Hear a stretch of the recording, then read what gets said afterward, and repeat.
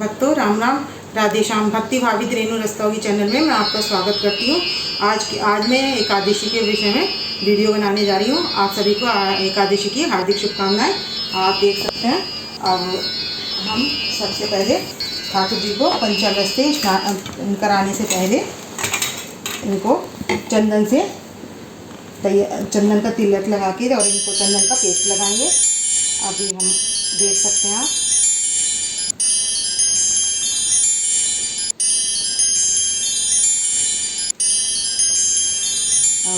अब हम ठाकुर जी के चंदन का पेस्ट लगा रहे हैं। आप द्वादशी के दिन भगवान के उपटन भी कर सकते हैं, तो आप देख सकते हैं। अब हम भगवान ठाकुर जी के चंदन का पेस्ट लगा रहे हैं।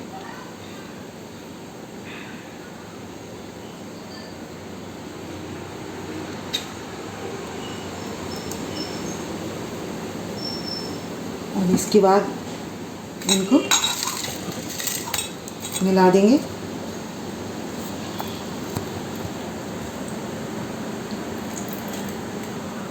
यहीं पर इनको स्नान कराते कराते चन्नमृत से भी स्नान करा देंगे। श्री कृष्ण गोविंद हरि मुरारी नाथ नारायण वसुदेवा। श्री कृष्ण गोविंद हरि मुरारी नाथ नारायण वसुदेवा।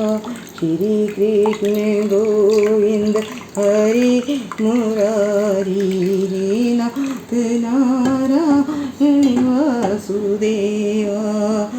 नाथ नारायण वसुदेवा। नाथ नारायण वसुदेवा। अब आप देख सकते हैं हमने ठाकुर जी को स्नान करा लिया है।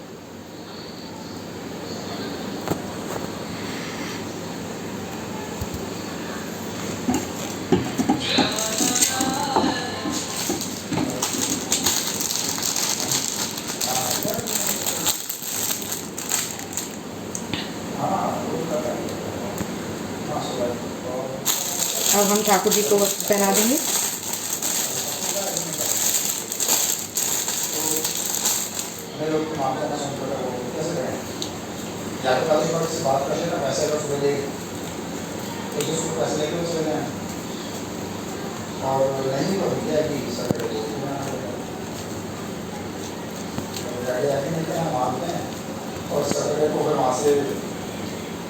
हमने ठाकुर जी को देख सकते हैं वस्त्र पहना दिए हैं।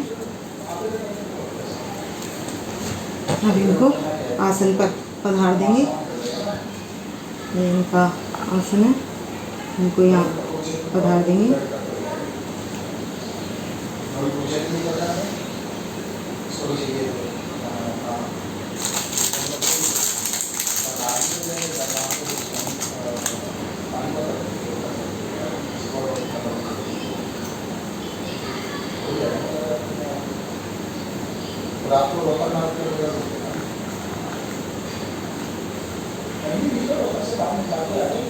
ये अब इनके गले में हार पहना देंगे।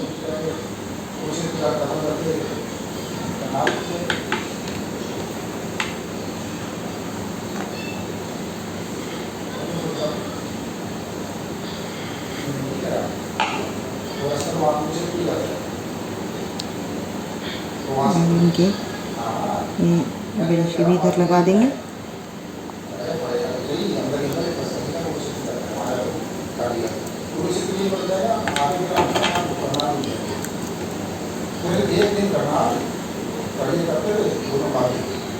और इनको हम यहाँ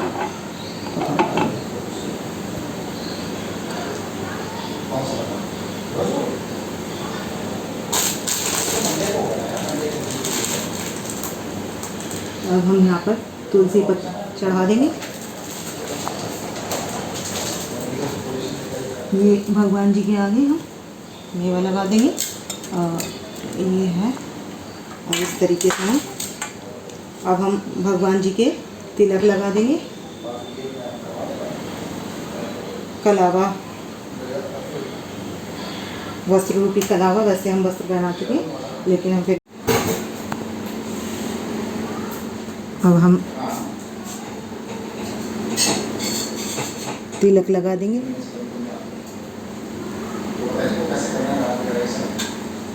अब गणेश जी के भी तिलक लगा देंगे। और अब आप देख सकते हैं कि हम अब एकादशी की कथा सुनाएंगे। देख सकते हैं आप। तो आज एकादशी के दिन ये पितरों को तारने वाली एकादशी है, समस्त पापों को नाश करने वाली एकादशी है। इस एकादशी का नाम इंद्रा एकादशी है। तो कृष्ण जी से अर्जुन बोले कि हे भगवान, आप ये कौन से मास की और कौन सी एकादशी है उसको बताने की कृपा करें। तब भगवान कहते हैं, अश्वनी मास के कृष्ण पक्ष की एकादशी की कथा मैं तुमसे कहता हूँ और उसके करने से क्या फल मिलता है मैं तुमको समझाकर कहता हूँ। तब कृष्ण भगवान बोले, हे अर्जुन, अश्विनी मास में कृष्ण पक्ष की एकादशी का नाम इंद्रा एकादशी है। इस एकादशी के करने से समस्त पाप नाश हो जाते हैं, नरक में गए हुए पितरों का उद्धार हो जाता है। एकादशी की कथा सुनने मात्र से मनुष्य को अनंत फल की प्राप्ति होती है। तब सतयुग में महिष्मती नाम की नगरी में इंद्रसेन नाम का एक राजा राज्य करता था। वह बहुत दयालु और अच्छी प्रकृति का था। उसके पुत्र पौत्र आदि धन धान्य से परिपूर्ण था। शत्रु सदैव उससे भयभीत रहते थे। एक दिन अपनी सभा में सुखपूर्वक बैठा हुआ था, तब नारद जी वहाँ आए और नारद जी को देखकर उसने आसन दिया और उन्हें सम्मान सहित प्रणाम करके पूछा कि आपके आने का यहाँ क्या कारण है। नारद जी ने कहा, हे राजन, आपके राज्य में सब कुशल तो हैं, पर धर्म परायण देखकर मैं आपको बहुत प्रसन्न हूँ।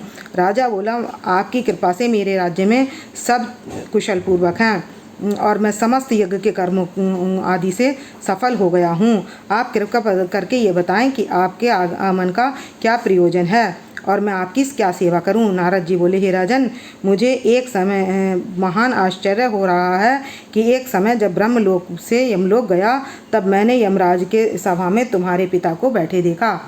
तुम्हारे पिता महाज्ञानी, दानी, धर्मात्मा थे। एकादशी के व्रत के बिगड़ जाने से वह यमलोक को चले गए। तुम्हारे पिता ने मुझे तुम्हारे पास भेजा है। तब राजा ने उत्सुकता से पूछा कि उन्होंने क्या संदेश दिया है। तब नारद जी ने कहा कि आप मेरे पुत्र इंद्रसेन से, जो महिष्मती का राजा है, के पास जाकर ये संदेश दे देना कि मेरे किसी जन्म के बुरे कर्मों के कारण मुझे ये लोक मिला है। यदि मेरा पुत्र अश्वनी मास के कृष्ण पक्ष की इंद्रा एकादशी का व्रत करे और व्रत करने के बाद उसका फल मुझे दे दे तो मुझे मुक्ति मिल जाएगी और मैं स्वर्ग को चला जाऊंगा। अपने पिता के यमलोक में पड़े होने की बात सुनकर इंद्रसेन को अपार दुख हुआ और उसने नारद जी से कहा, यह बड़े दुख की बात है कि मेरे पिता यमलोक में पड़े हैं और मैं उनकी मुक्ति का उपाय अवश्य करूंगा। इंद्रा एकादशी का व्रत मुझे बतलाइए। नारद जी बोले, अश्विनी मास में कृष्ण पक्ष की 10वीं के दिन प्रातःकाल श्रद्धापूर्वक स्नान करना चाहिए। दोपहर को में भी स्नान करना चाहिए। उस समय जल को से निकलकर श्रद्धापूर्वक पितरों का श्राद्ध करें। उस दिन एक समय भोजन करें। स्नान आदि के पश्चात भक्तिपूर्वक व्रत धारण करें और संकल्प करें कि मैं निराहार रहूँगा और समस्त भोगों को त्याग दूंगा।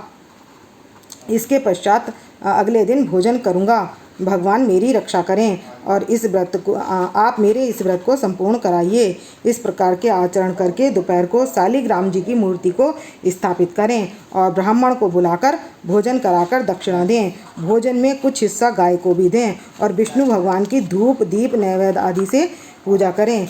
इस तरह पूजन करने से भगवान प्रसन्न होते हैं और रात्रि में जागरण करें। द्वादशी के दिन मौन रहकर बंधु बांधवों सहित भोजन करें। इंद्रा एकादशी के व्रत की यही विधि है। आलस्य रहित होकर एकादशी के दिन व्रत करोगे तो तुम्हारे पिता स्वर्ग के अधिकारी हो जाएंगे। नारद जी उपदेश देकर अंतर्ध्यान हो गए। इंदिरा एकादशी के आने पर उसने विधि पूर्वक पूजन किया।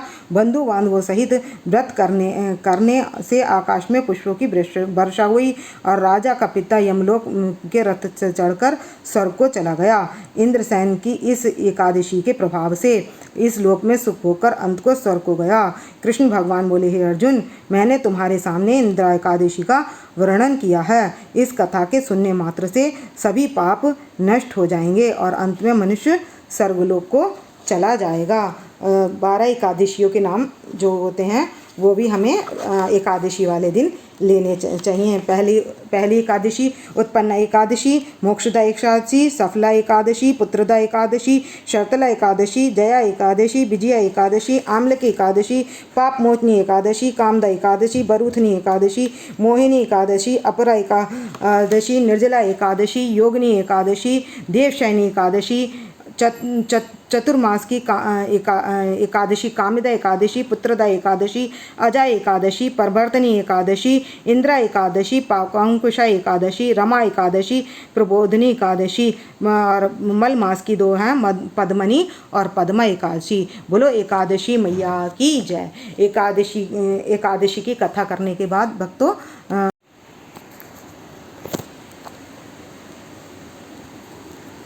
अब हम आरती कर लेंगे।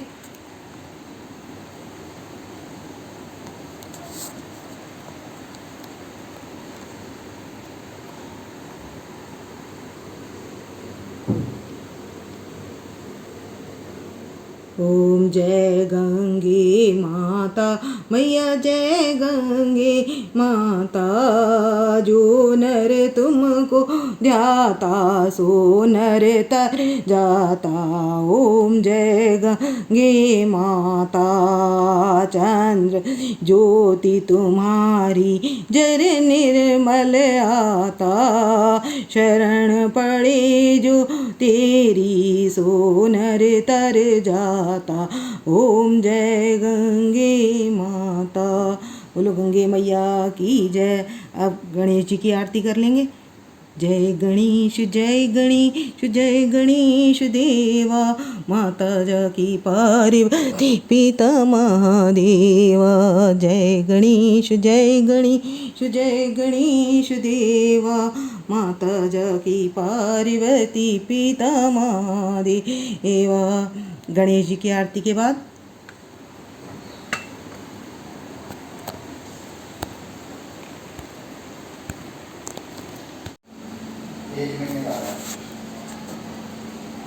अब हम भक्तों आरती कर चुके हैं। आरती करने के बाद हम भगवान जी को भोग लगा देंगे।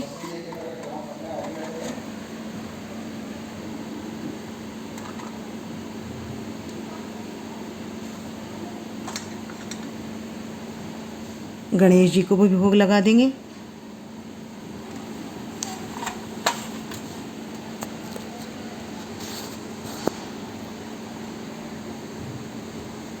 और अब इनके ऊपर फूलों की बरसात कर देंगे।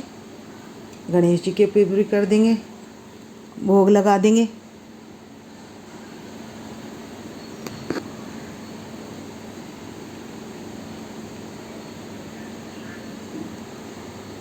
ठाकुर जी को भी भोग लगा देंगे, गणेश जी को भी भोग लगा देंगे। और अब इसके बाद जल का छींटा लगा देंगे और घंटी बजा देंगे। और इसके बाद हम क्षमा प्रार्थना कर लेंगे, हाथ जोड़कर क्षमा प्रार्थना कर लेंगे। और भक्तों द्वादशी के दिन कुछ भी देंगे तो उसके साथ चावल का दान अवश्य करना होता है। तो यही हमारी एकादशी की कथा और यही सब हमने बता दिया आपको। और आप देख सकते हैं। आपको यदि हमारी वीडियो पसंद आए तो लाइक करें, सब्सक्राइब करें और शेयर करना ना भूलें।